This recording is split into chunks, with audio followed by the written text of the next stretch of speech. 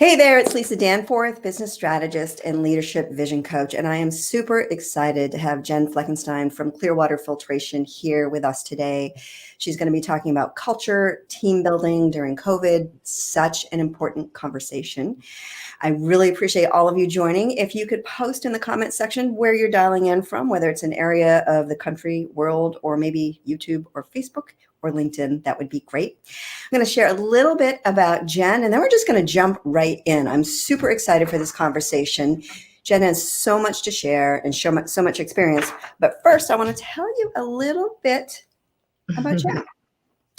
Jen is a passionate small businesswoman who has great care and concern for water quality and how it impacts people and the environment. She uses her passion as the co-owner of Clear Water Filtration, a water treatment company located in Waitsfield, Vermont, the beautiful, beautiful Mad River Valley. It's providing a residential and commercial water treatment, installing and service to Vermont and areas of New York and New Hampshire. Jen was born and raised in Vermont, one of the last few, I think, that we've had. She's raising her two boys, Noah, who is 12, and Finn, who is 9. You have your hands full, alongside her husband of 14 years, Mark Fleckenstein. Jen has the good fortune of being able to live, play, and work in this beautiful state alongside her family. And today, I'm super excited. Jen's going to be talking about the trials, tribulations, and triumphs of team building in 2020 during this crazy, wild ride that we've really been on. So thank you again for joining us. I'm so grateful, Jen. Can you share just a little bit more than the sort of traditional bio about you? Give us a little insight. Yeah, absolutely. Well, thanks for having me. Thanks, Lisa. Thanks to the cyber world of LinkedIn. It's exciting to be here. This is brand new for me, but I'm excited to have this opportunity to talk about this important topic. So yeah, all of that was accurate. I'm a small business owner. I absolutely love business. I love building a team. I love building systems to make our business work better. My history professionally was I was actually in physical therapy and athletic training initially, went to UVM, graduated and worked for an outpatient physical therapy clinic for about 5 years. I was fortunate to grow up in a family where entrepreneurship was celebrated, and certainly something that my dad did quite often. He was a serial entrepreneur. He had 3 different businesses that he ran all at the same time. And that plays into company culture, which I'll address later as well. But I was an entrepreneur at a very young age. I started a little dance studio in my parents' basement and grew it over time. Yeah. And put myself through college by earning money the hard way. But it taught me a lot as a really young person about what was important to focus on and how to, meet the needs of my clients and customers and how to set up systems to be successful. So at that time, it was just me doing that work. But now I have a team of 14, which we're always trying to add to. Here at Clearwater. And Clearwater is a terrific business. It focuses on obviously water quality, which is a very nuts and boltsy and not totally sexy industry, but very interesting. And I personally love the science behind what we do. And when it comes to building company culture in a company where we're really focused on making sure that our customer is 100% satisfied, we don't often look inward. And so this has been an interesting year for us to start exploring that a little bit more. I love what you just said about we often don't look inward. We're always looking out and really focusing on the client.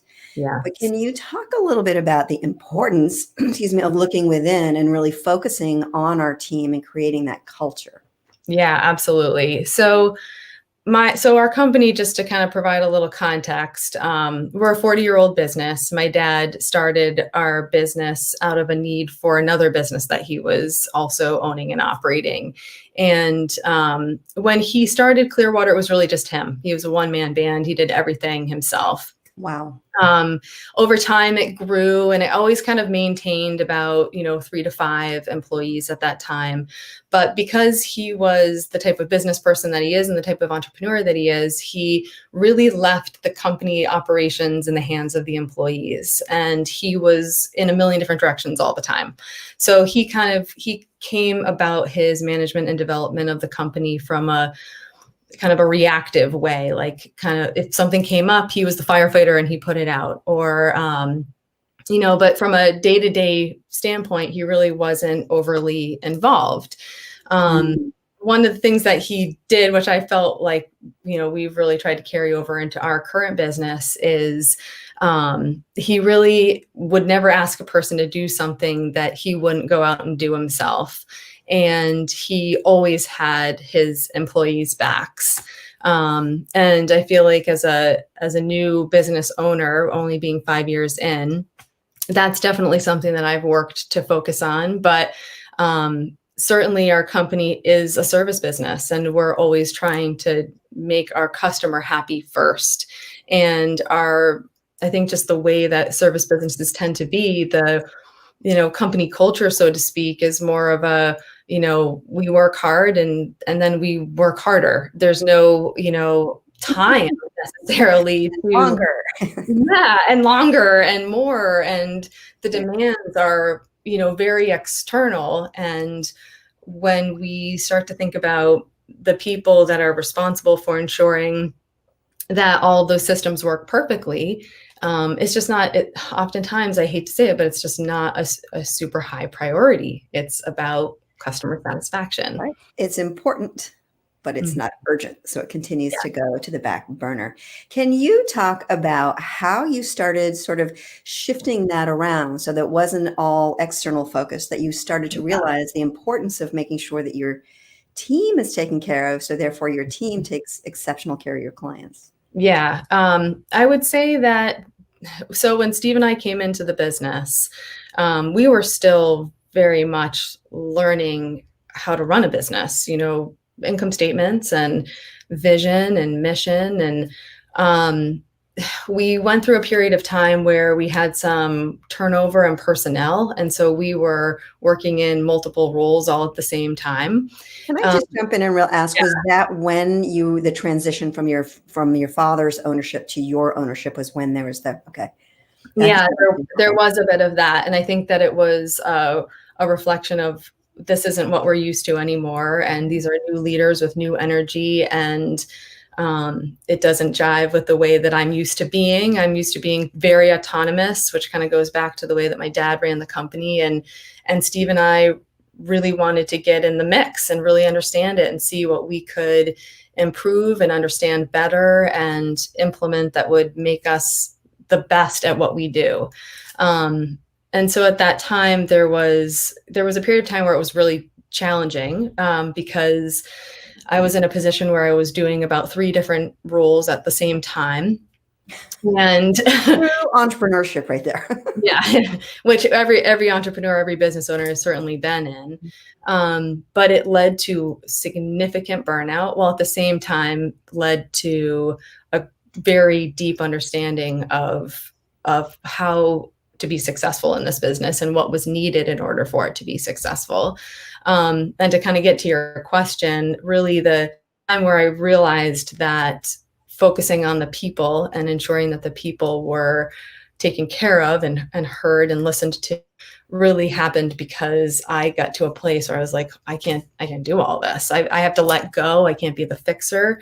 I need to either find somebody that can do this job better than I can do it, so that I can focus on the vision and the overall mission of the company, and then trust the people who I've hired to do their jobs well, let them go and then start nurturing within that a feeling of teamwork, which is what we're really trying to focus on today. There's just so much in there. I'm like, I loved it all. It was absolutely amazing. But for you to understand and be intentional, and this is not my zone of genius. I'm not doing my best work that my team needs. So you are able to step back and really look at, okay, so what is needed? Can you Yeah. talk a little bit about the need for pausing, the need for thinking and clarity and being intentional? Yeah. Well, I think it's incredibly important. I learned, I just for a plug for you, Lisa, I watched the past two interviews with Christine O'Neill and Lisa Wilson. Yeah, Um, both phenomenal women. Terrific people, incredibly brilliant, and clearly very good at what they know how to do and how they coach professionals like me.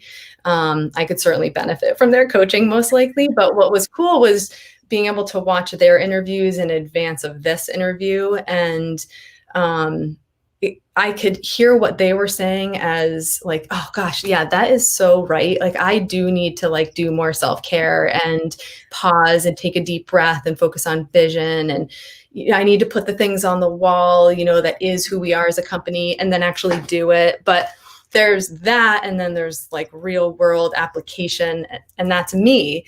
And so what's interesting, the way that you have your LinkedIn structured, is you get to hear from those professionals, and then you get to hear from a person who is a small business owner working desperately on keeping my business going in a time where it is seemingly impossible, and keeping the team together and focusing on the important things that we want to focus on within our team. And then so to get to the place of how did we get to where we are today, in February of 2020, so of this year, there was like definitely a breaking moment for me in my professional life where I had to go and seek somebody to help me gain clarity as to what I needed. I was so jammed up and bogged down. And she's an entrepreneur. She's a clinical social worker, but she's a friend, but she's not in my inner circle. And I was able to tell her like with full wholehearted, like, here is what I am struggling with. I am hanging on by fingernails, and I see my team struggling, and I don't really know how to get through all of this. And something that she said to me was, where do you want to be? What do you envision for yourself? And plug into your GPS where you want to go. Don't focus on where you don't want to go, because you're never going to get there if you plug in the coordinates for where you don't want to be. And unfortunately, we so often do that. Yeah. So good kudos to you for really gaining clarity. And she helped me with that. I was not gaining clarity, but all of it tied into the culture that we had, which was everybody was just hanging on by a thread. And we still have that to some degree. So don't get me wrong, we're not like fixed and perfect, but that helped me to understand that what I really needed was a person in the company that could do the role that I was serving, but better than me. And so I started going out looking for that person. I was on a search to find who is this person that's going to help to nurture this environment, improve our environment, give me time and space to be a business owner, and basically solve all these crazy problems. Then COVID happened, and that whole search went out the window, and it was the worst thing and the best thing all at the same time. And so here we are. And COVID, what happened with our business, and I feel incredibly fortunate in this way, it allowed us to pause without having to be shut down, and we were considered an essential business. So I was able to keep my people going while also being incredibly worried that, will I be able to keep my people going? And will our business survive this? And will I have to do any layoffs? And, all the scary things. So many variables. So many uncertainties. But that's kind of slowing down allowed me to see the like brilliant people that work in this company. And it's amazing how very hard times boil us all down and then allow us to rise up. And it was incredible to see my employees' resilience. And there were some, bright lights popping up within my staff that I was like, wow, this person is like amazing. That's not getting them down. They're here to do this. And I can trust these people to make sure that we keep things rolling. So I want to jump into the real nuts and bolts of the conversation today about team building and whatnot, especially during COVID. But I'd Mhm. like to back up just for a moment and ask you, because I think this is so important, of when you were feeling that burnout, hanging on by a thread, you're, white knuckled, all of that. Mhm. What was the feeling for you that really triggered that you really recognized, like, oh, I got to do something? Because I think so often we just keep going, Yeah. right? Yeah. Harder, more. So what allowed you to step into saying, okay, something's got to change or I'm going to break? Like, was there a feeling, a visceral feeling? Yes. Well, it went on for so long that you're right. It was like 2 years of feeling that way that I just really was ignoring it 100%. And I was actually starting to get annoyed with myself because I would hang out with my girlfriends and I would say it was another 12-hour day. It was I'm still working. I'm not gonna be home till 11:30 tonight. It became like I'm so sick of hearing myself tell people how busy I am. Like, ugh. Mhm. And then so there was that. And then for me, the real true breaking point was just my kids. They were like, "Mom, we want you home." I wasn't able to make dinners and I would kiss them goodbye in the morning and then I'd kiss them goodnight when I got home. And that just wasn't the life I wanted. And so I knew something had to change. Yeah. Clarity and intention is what I really heard you say, right? Like getting clear on what you wanted and didn't want and how you wanted to feel Mhm. and not feel. So, Definitely. yeah. Yes. So let's jump into the meat of this. Although not to say that this hasn't been really impactful, but the teams and really, what are the challenges that you've Yeah, experienced at Clearwater Filtration sure. of building a team in the middle of a pandemic? Yeah. So our company is, and we're not unique in this, but our company is set up sort of in two halves. We have our field staff who are out in the world doing the hard work that keeps us all going. And then we have our administrative staff. So we have the people that are here in our office and making sure, we're the man behind the curtain, making sure that everything is working properly within the company. And for a long time, I would say one of our biggest struggles in our business was the two halves were kind of at odds with one another. There was like a little bit of a resentment, like, oh, the office just gets to sit there all day and drink coffee and whatever. And then, we were like, well, you get to get out in the world and we have to sit here all day and drink coffee.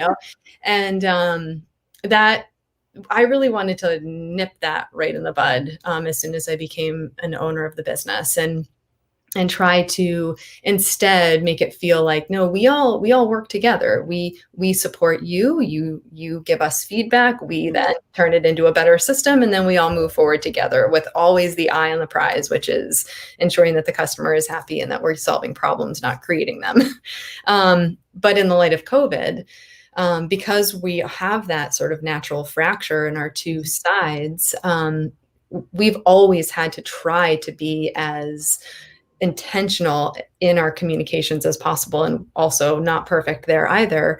But once COVID happened and we did really need to say, okay, people that can work from home should really work from home. This is no longer safe. I immediately went into like anxiety overdrive control, like, oh my gosh, I'm going to lose control of the business and we're not going to be able to keep things together because we're so used to working together in this office. And I was just enormously fearful that the communication that I was already trying very hard to kind of bring together was just going to completely scatter. So, yeah. I wonder if you can just go a little bit deeper on that intentional communication. What was that for you? How did you clarify that?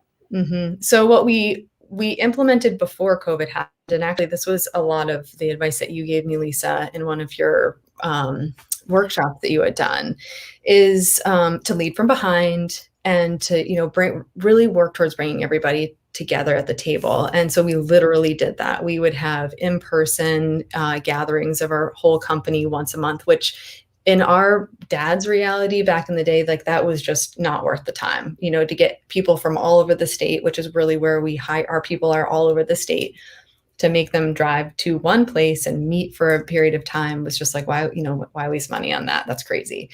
But it became clear that was very important for Steve and I. So we had been doing that. And then because of COVID, we were not able to have in-person meetings anymore. And you're talking to a group of people that are like plumbers, and we sit in front of like, so Zoom and like Google Meet and this type of thing was just totally not in our wheelhouse at all. But I'm like, you know what, whatever, we're going to do it. I'm going to set up a Google Meet, and it's going to be awkward and weird. And somebody's probably not going to get on, and I'm going to get a message like, I can't get on. And what the hell am I doing? And I'm on the road in a van. Like, what's going on? But I'm like, whatever, we need to do it. Let's just get through the awkward moment of trying to have a company meeting on a phone call and do it and talk. And that was also very important that we kept that going. And then from the office standpoint, we would meet, we had like a standing meeting every Friday at the end of the week. We would regroup, talk about pluses, minuses, challenges. For the most part, of course, they were all great. Everything was going fine. And, Jen, need not worry. I'm fine. I'm okay. Really okay. So that's what we did that. And that helped tremendously. And I really heard, what I took away from what you just said was being willing to be imperfect, being willing to do it poorly to start. I'm always so amazed at how we as individuals or businesses expect everything to go smoothly and perfectly and not fail, right? So then we're setting ourselves up for failure, right? I mean, I'm totally hello. Charged. But you were willing to do it poorly, and you were willing to sit in the discomfort of, all these different people going, I'm fine, I don't need to be on here, and invited them to the table and left the space open for them. Yes. Even when they were like, no, I don't need it, right? So just allowing everyone to come in at the level that they needed to at the moment. Definitely. Yeah, that was important. It was important for Steve and I to stay connected to them. And it was something we need to continue to do. Now, the new shift and new challenge, which, as we all know, there's always a new challenge and always a new thing that we're, just as soon as we start to get comfortable and I'm like, okay, this is working. Like, we're able to maintain this level of business. Now, what we've found in our company is we've kind of shifted back to everybody is like really burnt and people are running hot because it's real and we have a lot of work. There is a lot of work to be done. And I keep saying to people, it's like we're drinking from a fire hose. There's just. Can I just jump in and ask you to clarify? There's a lot of work to be done. Are you talking about in the communication, within the culture, within just the teams, just so that? Yeah. Yes, and yes. And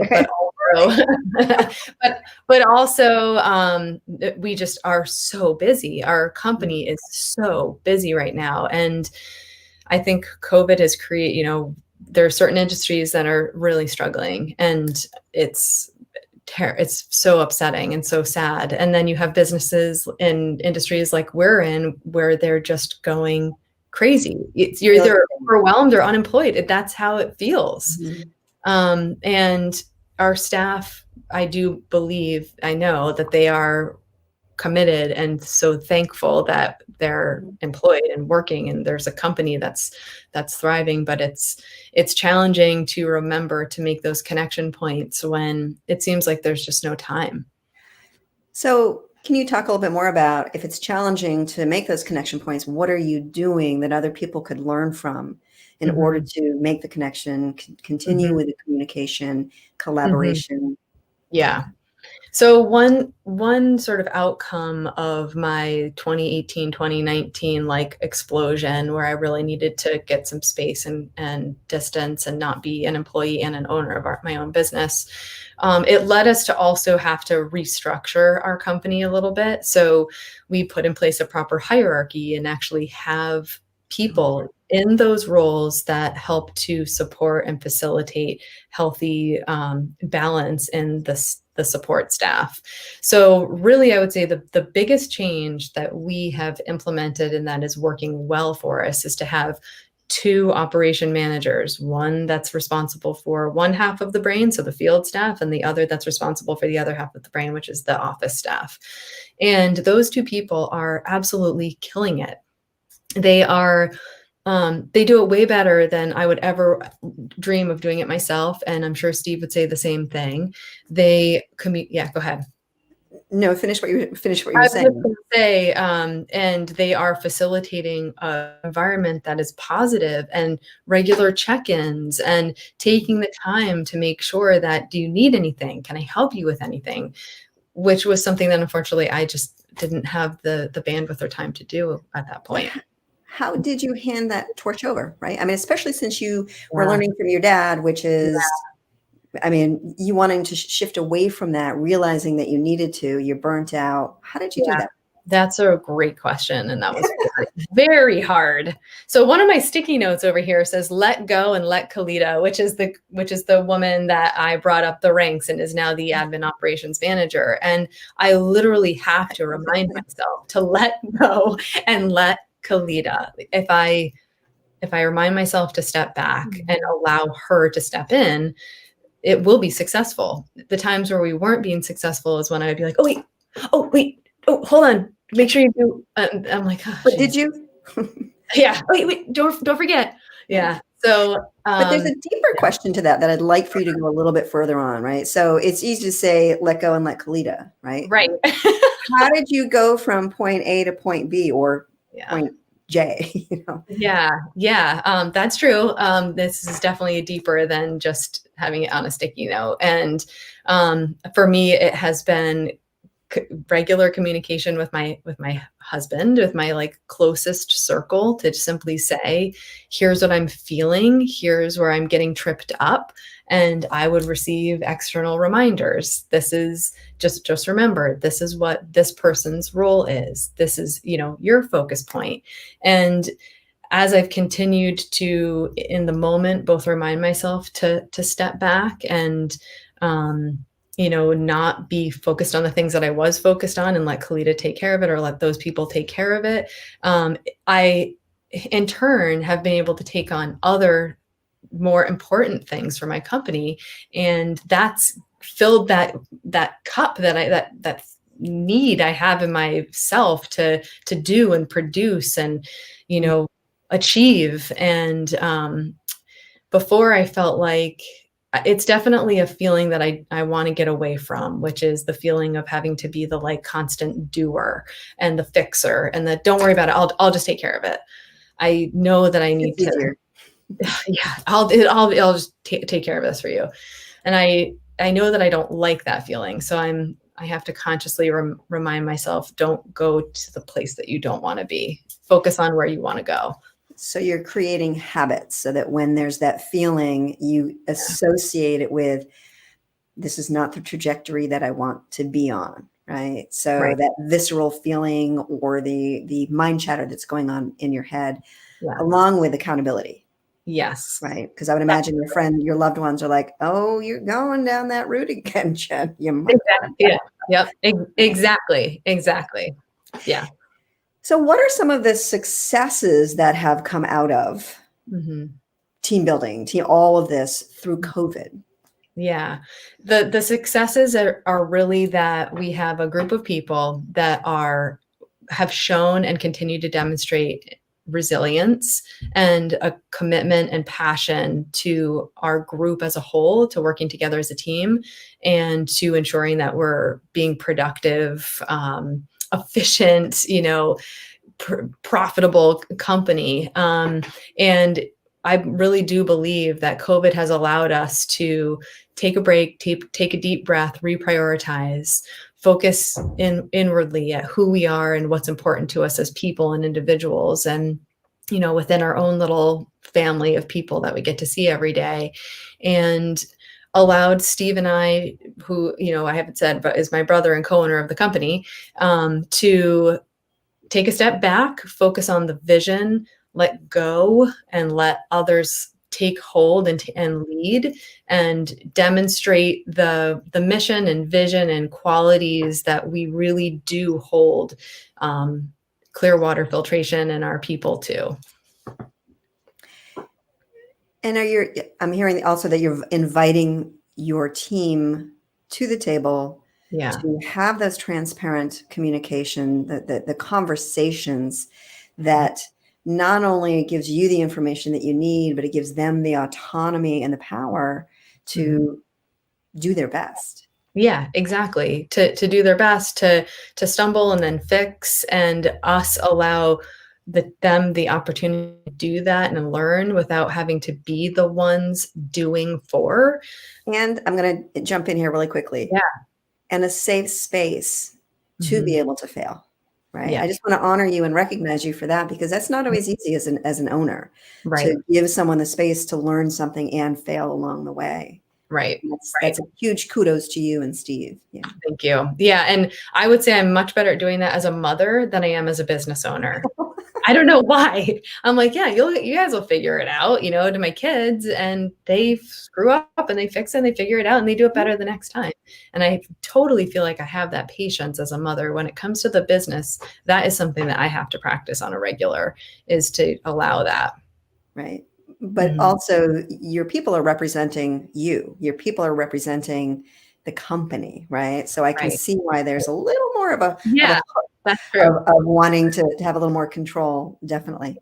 Yeah. Can you, oops, we have someone who's mentioning, James Tucker just says, excellent point. Love that you're talking about learning to let go, and great advice. I always feel like I have to be in the mix. It's so true. Thank Thank you. Yeah, Oh my yeah, gosh, yeah, so yeah, true. yeah. It's And nice to hear it's very somebody hard. say that and not feel alone in that feeling. That is it's a really isolating place to be. I feel totally alone, and I would say that to my husband all the time. I feel all alone in this company, even though I was surrounded by people that were totally awesome and completely capable and very resilient and very committed. So yeah. Can I'm going to ask a little personal. You can give me some pushback. Absolutely. What do you do to take care when you're feeling alone, right? To recognize that. Can you talk a little bit more about that? Because Mhm. we make choices in our life and in our business because of emotions. Right. So how are you getting the tools that you need to sort of move past that, because you're not at your best when you're sitting in that energy? Yeah, that's true. Well, it does not come easy to me to recognize those things in myself. Mostly because I'm like, toughen up, get through Okay. this. Yeah, you don't be a big baby about it. Just do what you got to do. Mhm. Um, and so I don't often reflect on, what's got me jammed up. And I find that in the day, if I start to feel myself going to the dark side, I do need to get up and go for a walk. And I actually, Christine talked about this in her interview with you, and just being in nature and feeling the ground under your feet and hearing the birds. Mhm. 100% agree. I mean, I work and, live in a beautiful place, and I'm incredibly fortunate to be able to walk out of my office and walk a dirt road. And it's really important to me to be able to get out in nature, and it grounds me and reconnects me with, like she said, something beyond myself. So if Mhm. I can realize that I'm not alone in this little office, and I'm able to remember that there is a world and there's something beyond me, it brings me back to, okay, there I can either change because this is not what I should be doing for myself, or I can, keep going with what I got to do. So I noticed that we're coming up on the time, but I do want to ask you, what are some of the resources, just to take what you were talking about, what are some resources that you would recommend for people for the self-care, for the culture, I mean, for all of this? Yeah, sure. Yeah, I mean, to me, the another big thing I've really learned is to reach out to other business owners. Like, was just pointed out, there are other people that deal with all these same things, and to feel like there is a community of support around, whatever struggles it is at the time, whether it's how to build a stronger team or how to ensure that everybody's, dialed in to what they've got to be doing. Definitely having the camaraderie of other business owners is super helpful, and particularly during the beginning of when COVID became a real massive concern for shutdowns and all of that. And then I would say, I read a lot. I don't read as much as I'd like to, but I do like to read a lot of inspiring books about, like Brene Brown, The Gift of Imperfection, what it's like, honestly. And it really does help me as a, definite like perfectionist. Like, hello, my name is Jen. I am definitely a perfectionist. And yeah, so anyways, that's a very helpful way for me to reconnect with what's important and what in myself I need to recognize and be vulnerable to, and also in other people, what I see around me. So yeah, I would say those two things have helped.